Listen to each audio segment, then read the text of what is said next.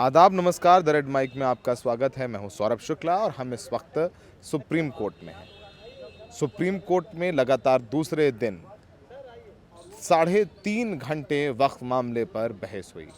आज केंद्र सरकार ने अपनी दलीलें रखी और उन्होंने न्याय संगत बताया वक्फ कानून को। उन्होंने बताया कि वो ऐसे ही हवा में वक्फ कानून नहीं लेकर के आए हैं। उन्होंने 95 लाख लोगों से बात की है, उन्होंने संसद से इसे पास करवाया है और लोकतांत्रिक तरीके से इस कानून को बनाया गया है। ये दलील कोर्ट में दी। लेकिन कुछ हम ऐसी अहम बातें हम आपको बताते हैं जिन्हें जानना समझना ज़रूरी है, जो वक्फ कानून को रद्द चाहते हैं या फिर जो चाहते हैं वक्फ कानून लागू रहे। अब आज एक बहुत महत्वपूर्ण बात कोर्ट में तुषार मेहता ने केंद्र सरकार की तरफ से कही कि वक्फ इस्लाम का हिस्सा तो है, पर इस्लाम का अनिवार्य हिस्सा नहीं है। इस्लाम का हिस्सा है पर ये अनिवार्य हिस्सा नहीं है। It is not essential in Islam, it is a concept in Islam, पर ये अनिवार्य हिस्सा नहीं है। जो बार बार हम इस बात पर प्रेस दे रहे हैं कि ये बताने की कोशिश की गई कि अनिवार्य हिस्सा नहीं है वक्फ। उन्होंने ये भी कहा कि सरकारी ज़मीन पर किसी का हक नहीं है। 100 साल पुरानी समस्या को उन्होंने ख़त्म करने की कोशिश की है। कोर्ट में केंद्र सरकार की तरफ से कहा गया कि एक बहुत पुरानी समस्या को ख़त्म कर रहे हैं। इसकी शुरुआत 1923 में हुई थी। तुषार मेहता की तरफ से ये भी कहा गया कि सरकारी ज़मीन पर किसी का हक नहीं हो सकता, चाहे वो वक्फ बाय यूज़र के आधार पर ही क्यों ना हो। अगर कोई ज़मीन सरकारी है, सरकार को पूरा अधिकार है कि उसे वापस ले ले, भले ही उसे वक्फ घोषित कर दिया गया हो। इस पर केंद्र सरकार ने कहा कि जो सरकारी ज़मीन है वो देशवासियों का हिस्सा होती है, देशवासियों की ज़मीन होती है।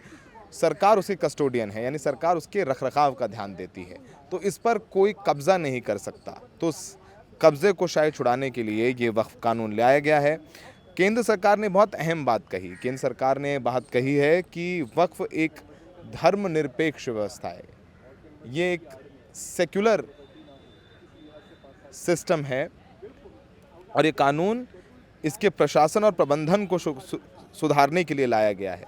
इससे धार्मिक स्वतंत्रता पर कोई असर नहीं पड़ता। आपको याद हो कि कपिल सिब्बल ने मंगलवार को कहा था कि वक्फ कानून मुसलमानों के धार्मिक स्वतंत्रता के अधिकार को छीनता है, जो कि संविधान के आर्टिकल 23, आर्टिकल 24 और आर्टिकल 25 का पूरी तरीके से उल्लंघन है। और खुद चीफ जस्टिस ऑफ इंडिया, उनके साथ में जस्टिस AG मसीह, जस्टिस विनोद चंद्रन की बेंच के सामने केंद्र ने पहले उठे मुद्दों तक सुनवाई सीमित रखने का अनुरोध किया था। कोर्ट में शुरुआत में सरकार ने कह दिया कि जो अंतरिम राहत दे दी गई थी पहले मुस्लिम पक्ष को, जो पिछले chief justice of India Khanna साहब ने दी थी कि वक्फ बाय यूज़र बाय डीड है और कोर्ट से है, तो भी वो जारी रहेगा, उस पर रोक नहीं लगाई जाएगी। DM संरक्षण कर सकते हैं, लेकिन वक्फ की प्रॉपर्टी को डी नोटिफाई का अधिकार DM अभी नहीं कर सकते, डी नोटिफाई नहीं कर सकते हैं। नए वक्फ बोर्ड नहीं बनेंगे, यानी वक्फ बोर्ड्स में गैर मुसलमानों को शामिल अभी नहीं किया जाएगा। तो ये कुछ बड़ी अंतरिम राहत कोर्ट से मिली थी मुस्लिम पक्ष को। अब केंद्र सरकार चाहती है कि ये अंतरिम राहत ख़त्म कर दी जाए, एक आखिरी फैसला हो, और जब तक सुनवाई चल रही है ये अंतरिम राहत बरकरार ना रहे, इसे ख़त्म कर दिया जाए। कोर्ट में केंद्र सरकार ने 3 मुद्दों पर रोक लगाने की मांग की है। कोर्ट में केंद्र सरकार ने कहा कि वक्फ घोषित संपत्तियों को सुनवाई के दौरान वक्फ की सूची से हटाया नहीं जाना चाहिए, चाहे वो लिखित दस्तावेज से हो या लोगों के इस्तेमाल के आधार पर, यानी वक्फ बाय यूज़र हो, तो सरकार चाहती है कि इससे रोक हट जाए। कोर्ट में सरकार चाहती है कि जो कानून में प्रावधान है कि जब तक कलेक्टर संपत्ति के सरकारी होने या नहीं होने की जांच कर रहा है तब उसे वक्फ ना माना जाए, इस नियम को ना लागू किया जाए। ये जो शर्त थी इसको भी हटा दिया जाए, यानी जब जांच कर रहा हो DM तो वो ज़मीन वक्फ की नहीं होगी। अब तक है कि जब तक फाइनल फैसला नहीं आ जाता है कलेक्टर का, तब तक वक्फ रहेगा। लेकिन अब नए कानून के हिसाब से अगर कलेक्टर जांच कर रहा है और जैसे ही जांच शुरू होगी तो वो ज़मीन वक्फ की नहीं होगी, यानी ओनस मुतवल्ली पर होगा कि वो साबित करे कि ये ज़मीन वक्फ की है। इसके अलावा कोर्ट में तुषार मेहता ने कहा कि ये ऐसा मामला नहीं है जब मंत्रालय ने एक बिल बनाया और बिना सोच विचार के वोटिंग कर दी गई हो। कोर्ट में उन्होंने कहा कि कुछ याचिकाकर्ता पूरे मुस्लिम समुदाय की ओर से नहीं बोल सकते। आपके पास जो याचिकाएं आई हैं वो ऐसे लोगों ने दायर की हैं जो सीधे इस कानून से प्रभावित नहीं हैं। उन्होंने जो तमाम पॉलिटिशियंस हैं जिन्होंने ये पिटिशंस दायर की हैं उनकी तरफ इशारा किया। उन्होंने आगे कहा कि संसद को ये कानून बनाने का अधिकार नहीं था। उन्होंने आगे कहा कि किसी ने ये नहीं कहा कि संसद को ये कानून बनाने का अधिकार नहीं था। जेपीसी की जॉइंट पार्लियामेंट्री कमेटी की 96 बैठकें हुई, उसमें 97 लाख लोगों से सुझाव मिले, जिस पर बहुत सोच समझकर काम किया गया। अब आपको पता है कि कोर्ट ने कल ही कह दिया था कि मुस्लिम पक्ष को अंतरिम राहत पाने के लिए मामले को मजबूत और दलीलों को स्पष्ट करना चाहिए, यानी बहुत तगड़ा केस होगा मुस्लिम पक्ष का, तभी जो अंतरिम राहत मिली है वो जारी रहेगी। आपको बता दें सुप्रीम कोर्ट सुनवाई कर रहा है कि जो अंतरिम राहत दी गई थी मुस्लिम पक्ष को वो जारी रहेगी या नहीं रहेगी। तो कल मुस्लिम पक्ष की तरफ से कपिल सिब्बल, अभिषेक मनु सिंघवी, इन लोगों ने अपनी दलीलें रखी। तो आज केंद्र सरकार की तरफ से तुषार मेहता ने अपनी दलीलें पेश करी। कोर्ट ने यह भी सवाल किया कि एएसआई की संपत्ति में प्रार्थना नहीं हो सकती। वक्फ प्रॉपर्टी एएसआई के दायरे में आने से धर्म का पालन हक छिन जाता है। इस पर कपिल सिब्बल ने कहा था कि नए कानून के तहत अगर कोई संपत्ति एएसआई संरक्षित है तो वो वक्फ संपत्ति नहीं हो सकती। वक्फ रद्द हो जाए तो फिर वो वक्फ संपत्ति नहीं है। ये संविधान के अनुच्छेद 25 का उल्लंघन है। तो ये सब सारी बातें कोर्ट में हुई थी। अब इस बात को लेकर के कल हम जान पाएंगे कि क्या जो अंतरिम राहत मिली है वो अंतरिम राहत जारी रहेगी या नहीं रहेगी।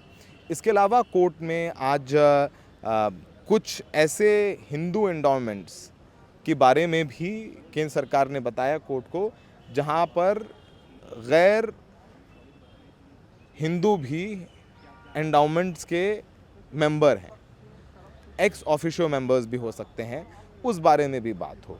तो काफ़ी कुछ हुआ है कोर्ट में, बहुत सारी दलीलें दी गई हैं। क्या कुछ हुआ अभी हम आपको बताते हैं। वकील जो अंदर सुन रहे थे सुनवाई के दौरान वो भी रैप करने की कोशिश करेंगे। लेकिन बहुत अहम बात ये कही है कि वक्फ बोर्ड एक सेकुलर सिस्टम है जिसमें गैर हिंदू भी शामिल हो सकते हैं। ये कोर्ट में दलील दी गई है, यानी धर्मनिरपेक्ष वक्फ है और इसका ये इस्लाम में एक कॉन्सेप्ट है पर ये अनिवार्य नहीं है। तो ये भी कुछ अहम बातें हैं जो कोर्ट में कही गई हैं। आइए समझते हैं कि केंद्र सरकार की तरफ से क्या दलीलें दी गई जो कुछ वकील अंदर मौजूद थे। हमारे साथ वकील वरुण सिन्हा साहब हैं। सर, 3 बातों को लेकर के हम चाहते हैं कि स्पष्ट कर दें जो कोर्ट में आज केंद्र सरकार की तरफ से कहा गया है। इस बात की बहुत चर्चा है कि केंद्र सरकार इस कानून के जरिए वक्फ की ज़मीनें हड़पना चाहती है।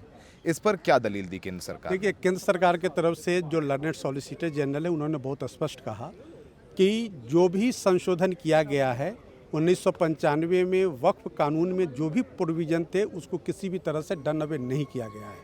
दूसरी बात उन्होंने कहा कि जो होलसम टेक ओवर करने की बात कही गई है तो उन्होंने पूरे प्रावधान को एक एक करके माननीय सर्वोच्च न्यायालय को समझाया और उसके बाद कन्विंस करने की कोशिश की कि न तो उनके जुडिशियल रेमेडी को टेक अवे किया गया है, न उनके वक्फ करने के अधिकार को छीना गया है, न उनके वक्फ यूजर के मामले को छीना गया है। उसको सिर्फ रेगुलेट करने की बात कही गई है। उस पर जो पिक्चर जो पेंट किया जा रहा है, एक नैरेटिव जो सेट किया जा रहा है मुस्लिम पक्ष के द्वारा, याचिकाकर्ता के द्वारा, वो बिल्कुल गलत है। सिन्हा साहब, एक और बात पर बहुत चर्चा होती है कि वक्फ बोर्ड्स में गैर मुसलमानों को शामिल किया जा रहा है। सिब्बल साहब ने भी कहा कि एक्स ऑफिशियो मेंबर्स मिला दें तो वक्फ बोर्ड में गैर मुसलमानों की संख्या ज़्यादा हो जाती। इस बात पर किस तरीक़ों से कोर्ट को कन्विंस किया केंद्र सरकार? देखिए, आज सॉलिसिटर जनरल साहब ने 2 बातें कही। उनका एक पहला आर्गूमेंट था कि जो वक्फ एक्ट है वो खुद सेकुलर कैरेक्टर की बात करता है। उस सेकुलर कैरेक्टर को इंटैक्ट रखने के लिए नॉन मुस्लिम्स का इंक्लूजन किया गया है। दूसरा उनका कहना था कि चूंकि हिंदुओं का भी मामला इसमें समाहित होता है वक्फ बोर्ड और वक्फ ट्राइब्यूनल में, वक्फ काउंसिल में, इसीलिए दो नॉन मुस्लिम्स का इंक्लूजन उसमें इंश्योर किया गया है। तो ये सेकुलर कैरेक्टर है इसलिए। बिल्कुल बिल्कुल। एक और बहुत अहम बात है जिसको लेकर के बहुत चर्चा है। कल ये कहा गया कि जामा मस्जिद हो गई, तमाम सैकड़ों साल पुरानी मस्जिदें हैं, कब्रगाहें हैं जिनके कागज़ नहीं हैं, लेकिन वो वक्फ बाय यूज़र है, यानी उनका इस्तेमाल वक्फ की प्रॉपर्टी के तौर पर हो रहा है। तो केंद्र सरकार उसे भी नोटिफाई कर सकती है और ये अधिकार हो जाएगा कि वहाँ नमाज ना होने दें या केंद्र सरकार अपने अंडर में ले ले। तो ऐसी चीज़ें, दस्तावेज कहाँ से लाएंगे जामा मस्जिद के, या मुतवल्ली कहाँ से दिखाएगा? अगर नहीं दे पाएगा तो मुतवल्ली जेल जाएगा। इसीलिए 1923 का जो प्रोविज़न है उसको उन्होंने साइट किया, कहा कि जब डॉक्यूमेंट 1923 में बन चुके थे, जो 100 साल पहले की बात है, 100 साल से ऊपर का, तो ये आर्गूमेंट ही अपने आप में गलत है कि डॉक्यूमेंट कहाँ से लाएंगे, जब उन तमाम एंशिएंट मोनूमेंट्स का रजिस्ट्रेशन 1923 में हो चुका है, 1937 में हो चुका है, 1954 में हो चुका है। इसीलिए आज वो आर्गूमेंट करना वो सिर्फ राजनीतिक और वो कानून के खिलाफ गलत नैरेटिव सेट करने की एक परंपरा है। आखिरी सवाल आपसे सर, कल क्या उम्मीद रखें जो देश के करोड़ों लोग नज़रें जमाए हुए सुप्रीम कोर्ट पर रखते हैं कि वक्त पर कोई फैसला आने की उम्मीद आपको लगता है? ऐसा है कि एक बात श्योर है कि कल इस पूरे मामले का कंक्लूजन हो जाएगा। माननीय न्यायालय के ऊपर निर्भर करता है कि वो कल आदेश दे या कुछ दिनों के बाद दे। ये अंतरिम राहत पर फैसला होगा? बिल्कुल अंतिम राहत पे होगा। धन्यवाद। और आखिरी फैसला नहीं है? धन्यवाद। तो आपने सिन्हा साहब को सुना। समझिए इस बात को लेकर के कि आपत्तियां तो 3 चीज़ों को लेकर के हैं कि वक्फ बाय यूज़र, अब जिन प्रॉपर्टीज़ का रजिस्ट्रेशन नहीं है उन सब पर विवाद दाखिल होगा तो फैसला डीएम या उससे ऊपर का अधिकारी करेगा। अब जैसे ही विवादित प्रॉपर्टी हुई, जैसे ही सर्वे के लिए गया मामला, तो वो ज़मीन वक्फ की नहीं रह जाएगी और मुतवल्ली के ऊपर ओनस होगा कि उसे साबित करना है कि वक्फ की ज़मीन। ये एक पॉइंट है जिसको लेकर के आपत्ति है। गैर मुसलमानों के इंक्लूजन से अब वो कह रहे हैं कि जो वक्फ बोर्ड है बाय नेचर उसका कैरेक्टर सेकुलर है, इसलिए उसमें गैर मुसलमानों को शामिल किया गया है। ये सब सारी बातें हैं और उम्मीद है कि कल हमें कोई फ़ैसला देखने को मिलेगा। हमें देखने के लिए बहुत बहुत शुक्रिया। शायान के साथ सौरभ शुक्ला, सुप्रीम कोर्ट से।